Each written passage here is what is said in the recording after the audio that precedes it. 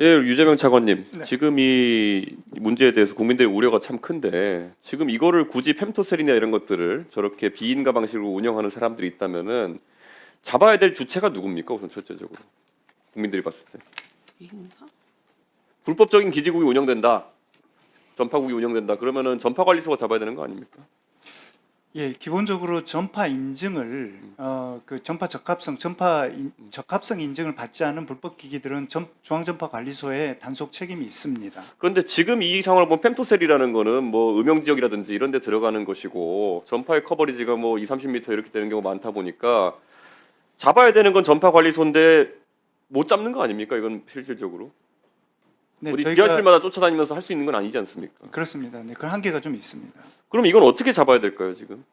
저희가 국민들한테 못 잡습니다라고 할 수는 없는 거 아니겠습니까? 의원님, 일단 지금 통신사들의 망에는 더 이상 그 인증받지 않는 예. 그 불법 기지국은 접속이 불가능한 상태는 지금 만들어 놓은 상태입니다. 그건 잘 알고 있습니다. 그런데 우리가 봐야 될 것은 펨토셀이라는 것은 네. 뭐 이 기존의 기지국 같은 거는 뭐 타워를 타고 올라간다든지 이런 식으로 접근해야 되지만은 이거는 정말 초소형 중계기로서 어느 건물이나 어디에나 설치될 수 있는 건 아니겠습니까? 맞습니다. 그럼 물리적 접근이 가능한 상태이고 네. 그렇다면은 이런 것들 같은 경우에는 예를 들어 정말 실력이 뛰어난 해커가 있다 그러면은 뭐 펌웨어를 수정한다든지 아니면 뭐 중간자 공격을 한다든지 여러 가지 방식을 통해서 물리적 접근이 가능한 상태 아닙니까? 그럼 네. 그 보안 결함이라는 거는 치유되지 않는다 좀 보는 것이거든요. 그랬을 때 이거를 어떻게 잡을 수 있느냐? 혹시 생각해 본 적 있습니까? 이거?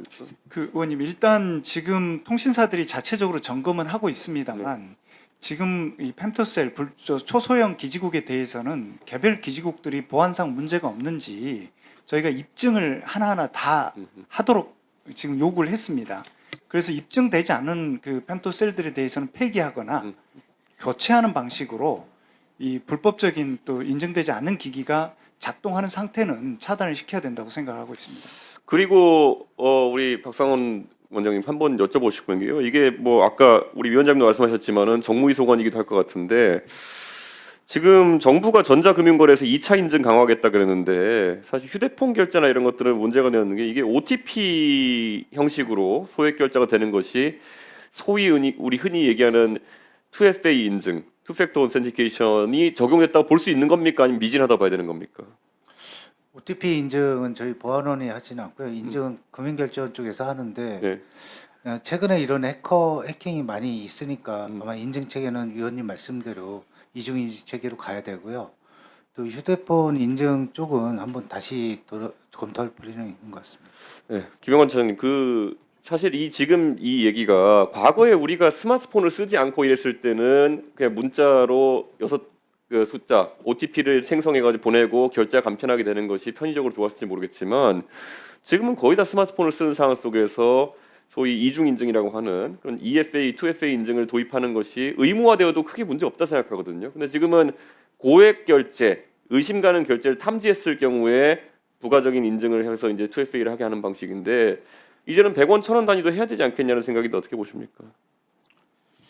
예, 하여튼 그 부분에 대해서는 하여튼 가기부와 협의를 좀 해보겠습니다. 그러니까 저는 못할 이유가 없다 생각해요. 이제는 뭐 지문 인증도 다 들어가게 되고 뭐 하다 보니까 그냥 다 소액 결제도 다 적용해 버리면은 1차적으로 데이터 누출이 아니면 인증 누출이 발생한다 하더라도 통신사 차원에서 나중에 그런 결제 과금 때문에 문제되는 상황을 막을 수 있을 것 같다 이런 생각인데 적극 검토 한번 해줬으면 좋겠습니다. 예, 그 사항에 대해서는 저희 뭐 소관이 어디까지인지도 좀 확인해보고 하여튼 가기부랑도 협의해 나가겠습니다. 그 KT에 또 이제 여쭤보고 싶은데요. 한번 좀 실무자 차원으로 황태선 실장님 나와주십시오. 그러니까 이 똑같은 문제인데요. 이게 결국 KT는 무수히 많은 유무선 장비들을 운용할 텐데 여기에 비인가 장비들이 들어가가지고 잡힌 경우가 지금 창사 이후에 많이 있었을 것 같은데 그런 것들을 관리합니까?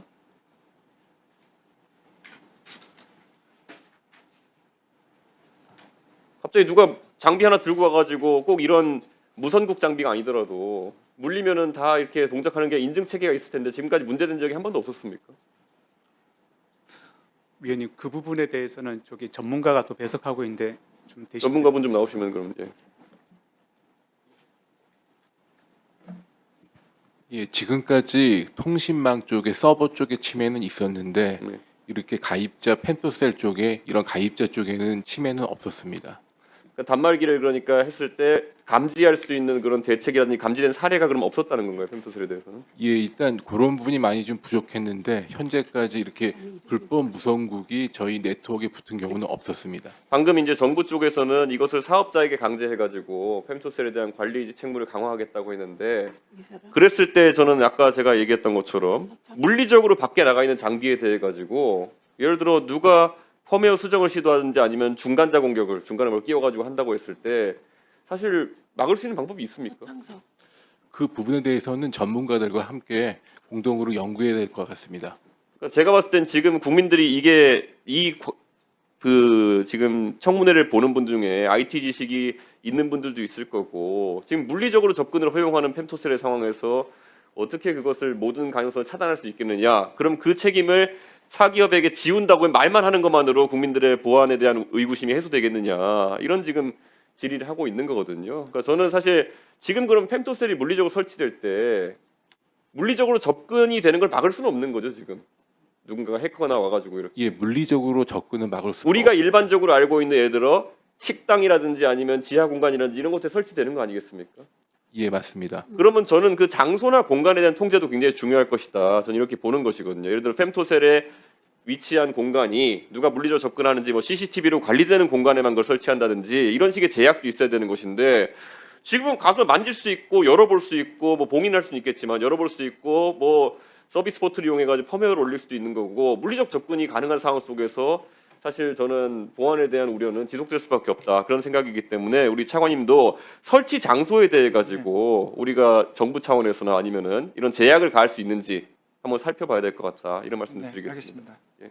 예, 의원님 아까 좀 소액 결제 인증 방법과 예, 예, 관련돼서 예. 말씀하신 부분과 관련돼서 기회 주시면 네. 그 지금 말씀하신 대로 ARS나 문자 인증만으로 결제가 가능한 방식이어서 좀 보안 인증 과정에서의 취약점이 있습니다. 그래서 말씀하신 그 2단계에 걸친 인증, 뭐 생체 인증이나 결제 비밀번호 뭐 이런 것들을 2단계로 하는 그런 강화된 인증 방법을 강구하는 방안을 지금 조치를 하겠습니다. 소액이나 이런 데서 유예가 되는 상황이기 때문에 그것도 좀 적용할 때가 되었다. 왜냐하면 스마트폰이 기본으로 보급되었고 국민들의 그 정보 인지도 높아졌기 때문에 강력하게 좀 적용해야 될 것 같습니다. 네, 그렇게 하겠습니다. 자, 그러면 지금부터 잠시만 주목해 주시기 바랍니다.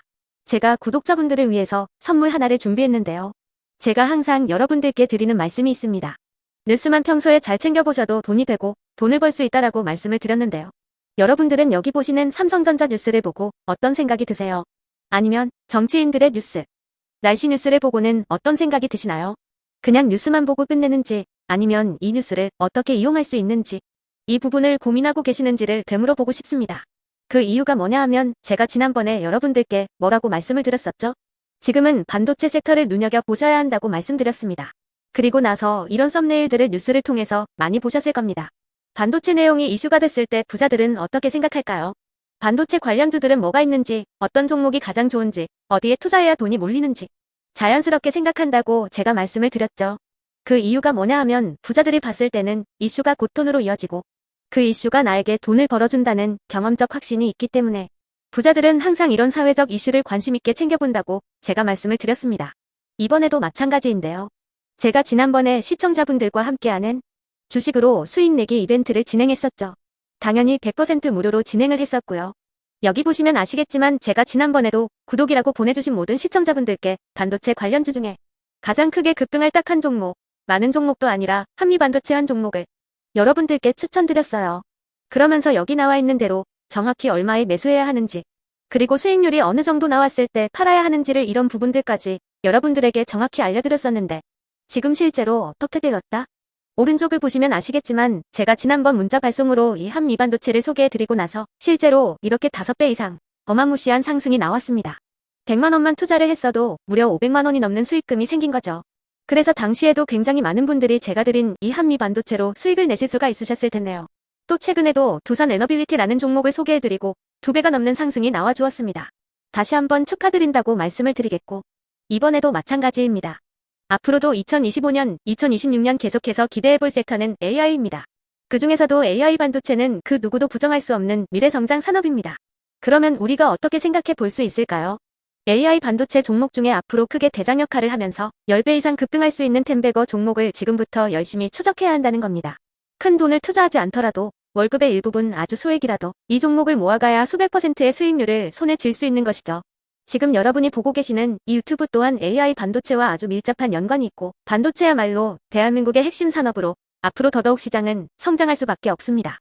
또한 현재 이재명 정부는 코스피 5천을 공약으로 상법 개정까지 단행하면서 우리 주식시장을 살리려고 많은 노력을 다하고 있습니다. 5년 동안 정부는 우리나라의 주식시장을 살리기 위해 주도적으로 행동해 나가면서 이재명 대통령 본인 또한 코스피 지수에 본인 월급을 투자하겠다고 선언한 상황인데요.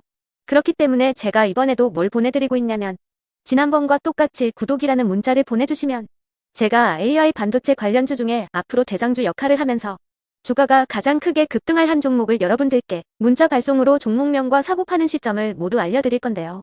그 문자를 받고 여러분들이 주식으로 돈 버는 연습을 한번 해보셨으면 좋겠고요. 혹시라도 나는 주식을 하지 않는다 하시는 분들은 주변에 주식하시는 지인분들에게 말씀을 해주셔도 되고요.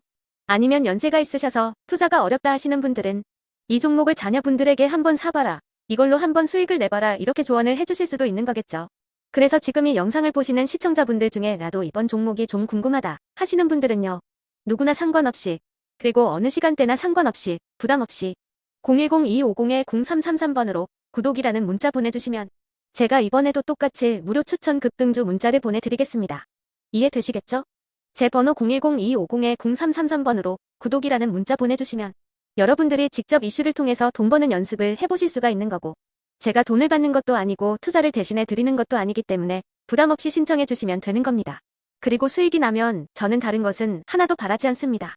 제 채널에 구독, 좋아요 한 번씩만 눌러주시라. 이렇게 다시 한번 말씀을 드리겠습니다.